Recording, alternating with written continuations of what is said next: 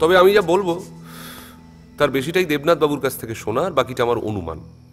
আমার যদি কোথাও ভুল হয় তাহলে একটু শুধরে দেবেন লাবণ্য দেবী, কেমন? আপনার স্বামী কুশেশ্বর রেসের মাঠে অনেকটা টাকা উড়িয়েছিলেন।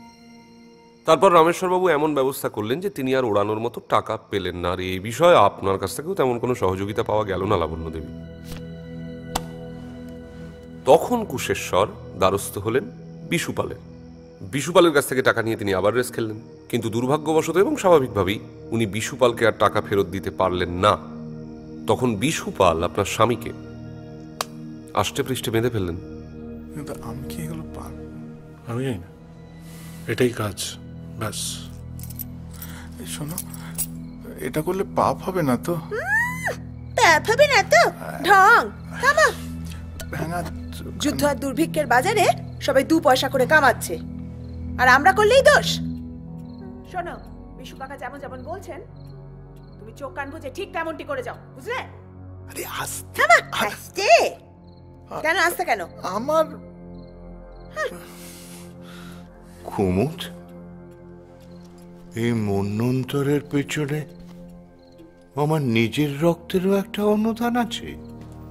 এদিকে আমার আয়ু তো ফুরিয়ে আসছে, কিন্তু যাওয়ার আগে একটা প্রায়শ্চিত্ত করতে হবে, তাই না?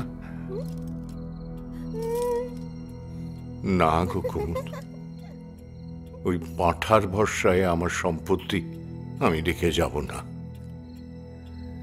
তোমার আর নলিনীর একটা ব্যবস্থা আমায় করে যেতেই হবে। রামেশ্বরবাবু ঠিক করলেন তিনি উইল করবেন, কিন্তু তার মৃত্যুর পর সেই উইল যে আস্ত থাকবে সেই বিষয়ে তিনি নিশ্চিত হবেন কি করে?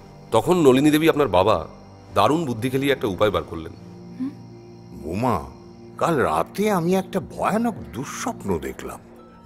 মরণের পরে আমি একেবারে বৈকুণ্ঠ ধামে ট্রান্সফার হয়ে গেছি। সেখানে নাকি পেঁয়াজের নাম করলেই সোজা রৌরব নরকে নিক্ষেপ করে দেওয়া হয়।